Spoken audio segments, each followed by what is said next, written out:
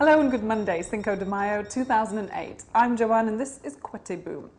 Typed in Cinco de Mayo, found this incredible report, decided to share it with you. The 5th of May is not Mexican Independence Day, but it should be. And Cinco de Mayo is not American holiday, but it should be. Mexico declared its independence from Mother Spain on midnight, the 15th of September 1810, and it took 11 years before the first Spanish soldiers were told and forced to leave Mexico. So why Cinco de Mayo? And why should Americans savour this day as well? Because 4,000 Mexican soldiers smashed the French and traitor Mexican army of 8,000 at Puebla, Mexico, 100 miles east of Mexico City on the morning of the 5th of May, 1862. The French had landed in Mexico, along with Spanish and English troops, 5 months earlier on the pretext of collecting Mexican debts from the newly elected government of Democratic President and Indian Benito Juarez. The English and Spanish quickly made deals and left. The French, however, had different ideas.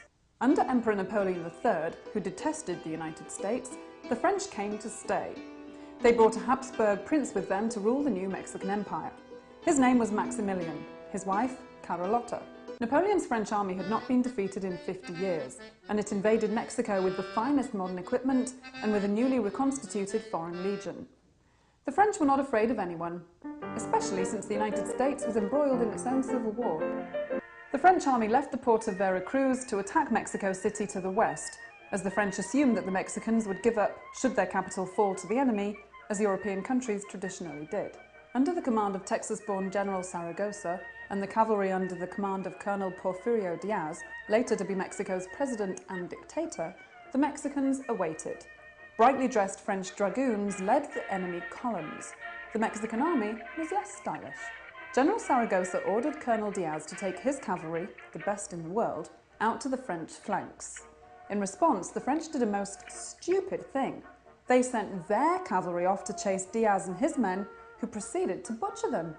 The remaining French infantrymen charged the Mexican defenders through sloppy mud from a thunderstorm and through hundreds of heads of stampeding cattle, stirred up by Indians armed only with machetes. When the battle was over, many French were killed or wounded, and their cavalry was being chased by Diaz's superb horsemen miles away. Union forces were then rushed to the Texas-Mexican border under General Phil Sheridan, who made sure that the Mexicans got all the weapons and ammunition they needed to expel the French. American soldiers were discharged with their uniforms and rifles if they promised to join the Mexican army to fight the French. The American Legion of Honor marched in the Victory Parade in Mexico City. It might be a historical stretch to credit the survival of the United States to those brave 4,000 Mexicans who faced an army twice as large in 1862. But who knows? In gratitude, thousands of Mexicans crossed the border after Pearl Harbor to join the US Armed Forces. As recently as the Persian Gulf War, Mexicans flooded American consulates with phone calls trying to join up and fight another war for America.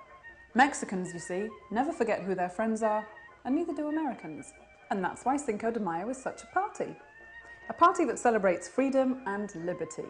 There are two ideals which Mexicans and Americans have fought shoulder to shoulder to protect, ever since the 5th of May, 1862.